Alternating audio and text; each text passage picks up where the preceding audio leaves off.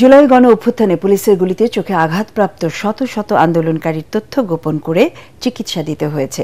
সাবেক প্রধানমন্ত্রী শেখ হাসিনা সহ ৩ জনের বিরুদ্ধে এমন সাক্ষ্য দেন জাতীয় চক্ষু বিজ্ঞান ইনস্টিটিউটের এক চিকিৎসক।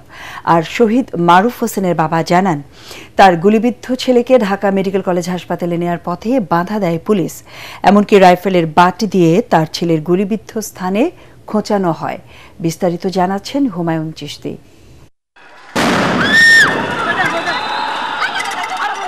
জুলাই আন্দোলনে মানবতাবিরোধী অপরাধের মামলায় সাবেক প্রধানমন্ত্রী শেখ হাসিনা সহ ৩ আসামির বিরুদ্ধে গত ৭ দিনে আন্তর্জাতিক অপরাধ ট্রাইব্যুনালে সাক্ষ্য দেন ১৯ জন। রাজসাক্ষী হওয়া আসামি সাবেক আইজিপি চৌধুরী আবদুল্লাহ আল মামুনের উপস্থিতিতে সোমবার ৮ম দিনে সাক্ষ্য দেন আরও ৫ জন। জাতীয় চক্ষু বিজ্ঞান ইনস্টিটিউট ও হাসপাতালের পরিচালক খায়ের আহমেদ চৌধুরী ৬ রোগীর চোখ থেকে বের করা স্প্রিন্টারগুলো আদালতকে দেখান। একই হাসপাতালের সহকারী অধ্যাপক জাকিয়া সুলতানা নীলা জানান, ভর্তি থাকা ৮৬৪ জন রোগীর মধ্যে ৪৯৩ জনের এক চোখ নষ্ট হয়েছে। চিরতরে দৃষ্টি হারিয়েছেন ৪৩ জন। চোখ হারা যে আহত ব্যক্তিরা ছিল, যারা অধিকাংশই পিলেট এবং বুলেট বিদ্ধ ছিল, তাদের যে চেহারার বিভৎসতা তার বর্ণনা দিয়েছে।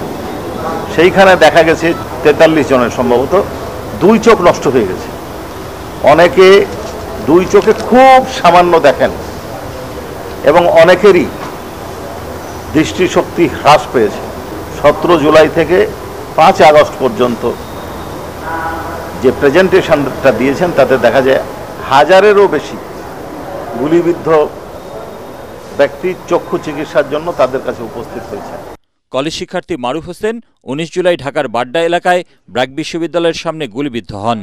তার বাবা মোহাম্মদ ইদ্রিস জবানবন্দিতে জানান, তার ছেলেকে বাড্ডার একটি স্থানীয় হাসপাতাল থেকে ঢাকা মেডিকেলে নিয়ে যাওয়ার পথে আটকে রাখে পুলিশ।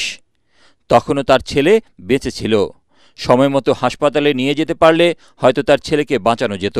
চিকিৎসায় বাধাগ্রস্ত শুধু করা হয়নি, থামিয়ে রাইফেলের বাট দিয়ে খুঁচিয়ে ক্ষত স্থানটাতে আঘাত করা হয়, দেখা হয় যে সত্যি ক্ষত হয়েছে কিনা, এবং ওইখানে দেরি না হলে তার অনুমান যে ছেলেটা হয়তো বাঁচত।